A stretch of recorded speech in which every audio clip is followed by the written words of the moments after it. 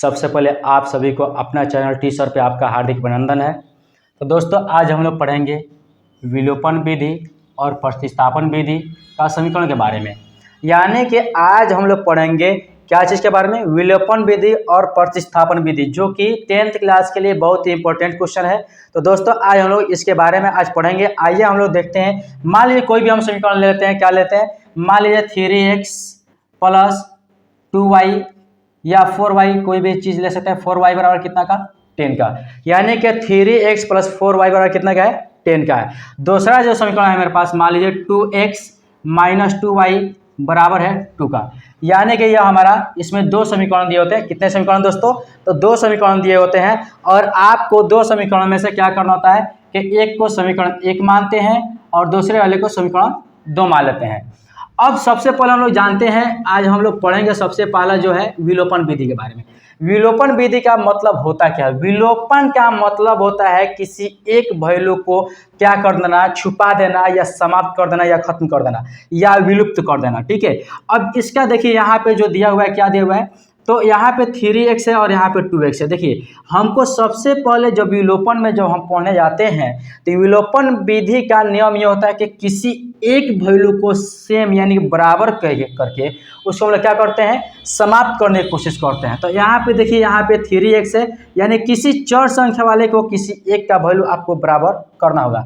जैसे यहाँ पे कितना दिया हुआ है, तो 3x + 4y है, लेकिन यहाँ पे 2x - 2y है, तो दोनों में से कोई समाप्त नहीं हो रहा है। तब हम क्या करेंगे, इसको वैल्यू को सेम करेंगे। क्या करेंगे, वैल्यू को सेम करने की कोशिश करेंगे। तो यहाँ पे क्या होगा दोस्तों, देखिए यहाँ पे क्या है, तो 2 से हम इसे मल्टीप्लाई कर लेंगे और इसमें जो है हम 3 से मल्टीप्लाई कर लेंगे, यानी समीकरण 1 में हम 2 से कर लेंगे और समीकरण 2 में हम लोग 3 से कर लेंगे। ठीक है, तो अब इसको मल्टीप्लाई करके देखते हैं। तो 2 × 3 = 6 + 2 × 4 = 8, y = 2 × 10 = 20 हो जाएगी। ये हमारा समीकरण 3 तैयार हो गया।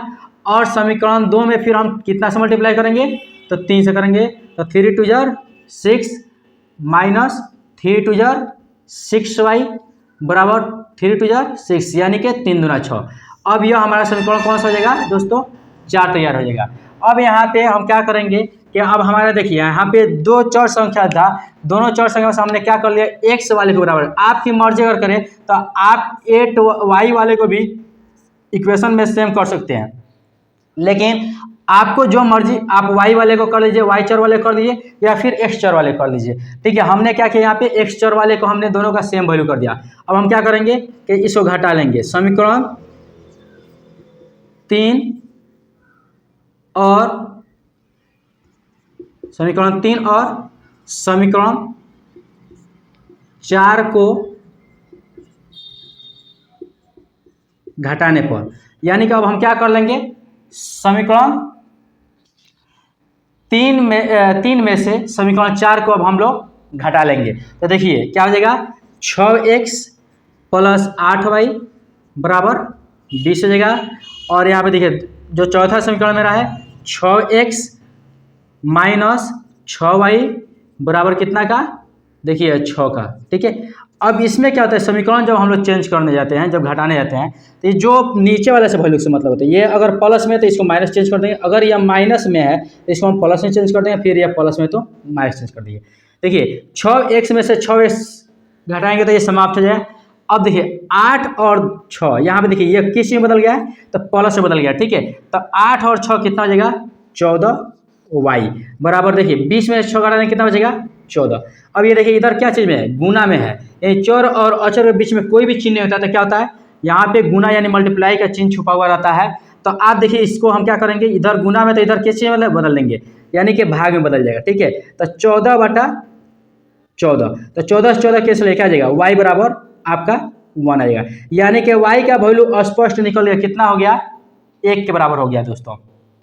अब y का जैसे ही वैल्यू निकलेगा तो हम क्या करेंगे, y का मान चाहे तो समीकरण 1 या फिर समीकरण 2 में हम लोग रख सकते हैं इसको, यानी कि y का वैल्यू जो है वहाँ पे पुट आउट कर देंगे, रख देंगे। ठीक है, तो अब क्या लिख देंगे, y का मान समीकरण 1 में रखने पर किस में रखेंगे दोस्तों? तो समीकरण 1 में रखेंगे। देखिए y का मान समीकरण 1 में रखने पर, अब देखिए समीकरण 1 कितना था हमारे पास, तो देखिए यहाँ पे हमारा समीकरण 1 दिया हुआ था, ठीक है।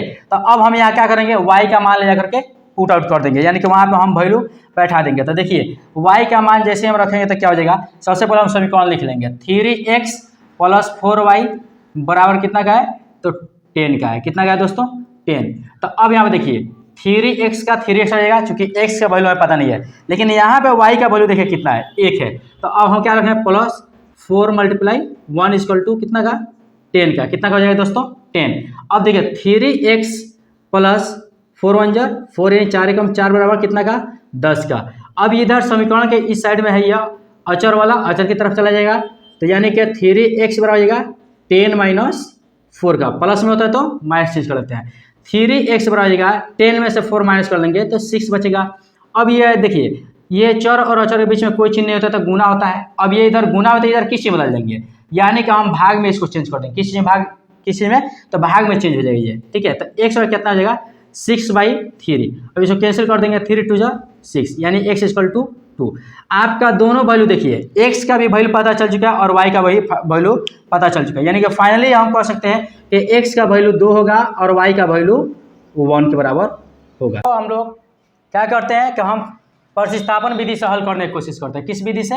अब प्रतिस्थापन विधि से हल करेंगे। जब प्रतिस्थापन विधि में क्या होता है कि जैसे आपने विलोपन विधि में क्या किया था कि एक किसी वैल्यू को वहाँ पे समाप्त कर दिया था। क्या कर दिया था कि समाप्त कर दिया था। आप किसी भी नियम से बनाइए, आंसर उतना ही आएगा। क्या होगा कि आंसर उतना ही आएगा कि आप देखेंगे यहाँ पे कि यहाँ पे जो दिया हुआ है कि 3x + 4y = 10 है और 2x - 2y = 2 का, ये हमारा समीकरण 1 हो जाएगा और समीकरण 2 हो जाएगा।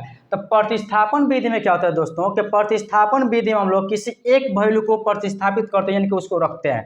तो आइए हम देखते हैं कि उसको रखते हैं। देखिए हम समीकरण 1 को सॉल्व करेंगे तो देखिए 3x + 4y बराबर कितना दिया हुआ है, 10 का हो गया, ठीक है। अब यहाँ पे हम क्या करेंगे, किसी एक वैल्यू को हम इधर लेकर चले जाएंगे तो 3x बराबर हो जाएगा 10 और इधर प्लस होता है, इधर किस में बदल जाएगा, -4y, ठीक है। अब इधर गुना में जो 3 है इधर किस में बदल जाएगा, भाग में बदल जाएगा, यानी x बराबर क्या जाएगा 10 - 4y/3 का। अब देखिए हमारे x का जो वैल्यू आया है वो कितना आया है, तो 10 - 4y/3 आया हुआ है, ठीक है। इसको हम समीकरण 3 भी मान सकते हैं। अब लिखेंगे कि x का मान समीकरण 2 में रखने पर, किसमें, 2 में रखने पर। अब यहाँ ध्यान से देखिएगा, हमने समीकरण 1 को सॉल्व किया है जिसमें x का वैल्यू आया 10 - 4y/3 का।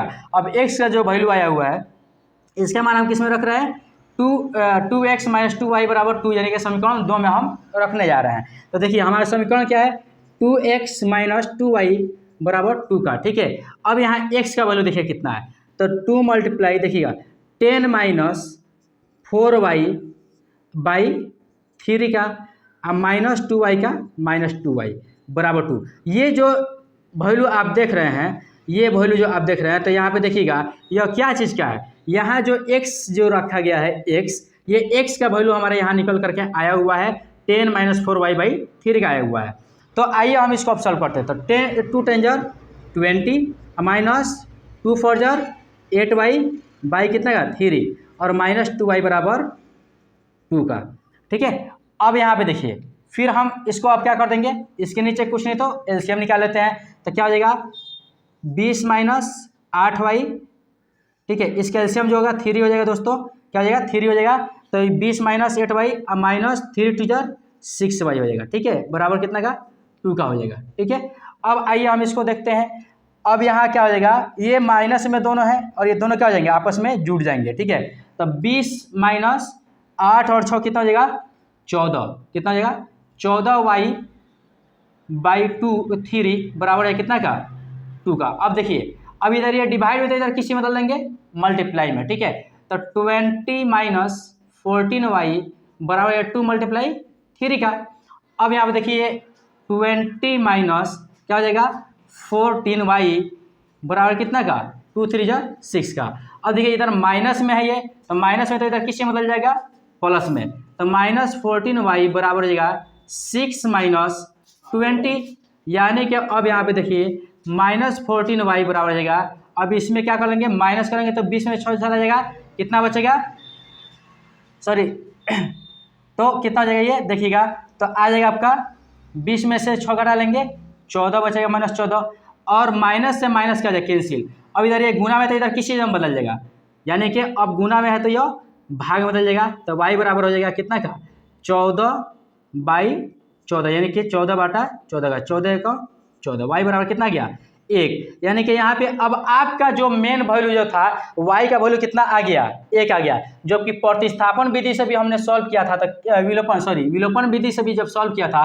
तो y का वैल्यू कितना आया था, 1 ही आया था। ठीक है, अब देखिए इसको हम क्या करेंगे कि इस साइड को हम मिटा रहे हैं, ठीक है, या यहीं पे देखते हैं हम लोग, कोशिश करते हैं। अब क्या करेंगे, y का मान रखेंगे, किसका मान रखेंगे, y का मान रखेंगे, तो y का मान समीकरण हम किसी में भी रख सकते हैं, चाहेंगे तो 1 में भी रख सकते हैं, 2 में भी रख सकते हैं, या 3 में भी रख सकते हैं। ठीक है, आइए हम 1 में रखते हैं, y का मान समीकरण 1 में रखने पर, ठीक है, y का मान कहाँ पे रखेंगे, समीकरण 1 में रखेंगे तो क्या हो जाएगा, देखिए 3x + 4y बराबर है 10 का। अब यहाँ देखिए 3x का 3x हो जाएगा, अब प्लस यहाँ पे देखिए y का 4 का 4 हो गया, और y का वैल्यू कितना आया हुआ है, 1 आया हुआ है। देखिए यहाँ पे y का वैल्यू 1 आया हुआ है, हम y का वैल्यू पुट आउट कर देंगे, बराबर कितना हो जाएगा 10 का हो जाएगा।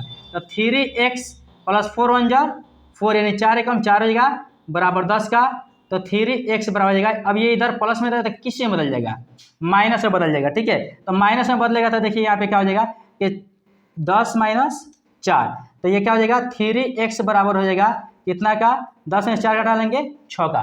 ठीक है, अब यहाँ पर हम इसको थोड़ा सा सॉल्व कर देते हैं, तो 3x बराबर हो जाएगा कितना का, तो देखिएगा अब इधर 6 आया हुआ है, तो इधर मल्टीप्लाई में तो किस में बदल जाएगा, डिवाइड में, तो 6/3, ठीक है, 3 × 2 = 6, x = 2। तो देखिए फाइनली हमारा फिर उस विधि से ही बनाया है, तो अभी हमारे x का वैल्यू कितना आया है, 2 आया है, और y का वैल्यू 1 आ गया है। ठीक है, तो इसको बोलते हैं प्रतिस्थापन विधि। ठीक है, प्रतिस्थापन विधि में क्या होता है, हम लोग उसका वैल्यू पुट आउट करते हैं, और वैल्यू पुट आउट करके यानी कि उसका वैल्यू निकाल करके किसी एक का मान निकाल करके हम उसका वैल्यू रख देते हैं। ठीक है, तो इस तरीके से हमारा यह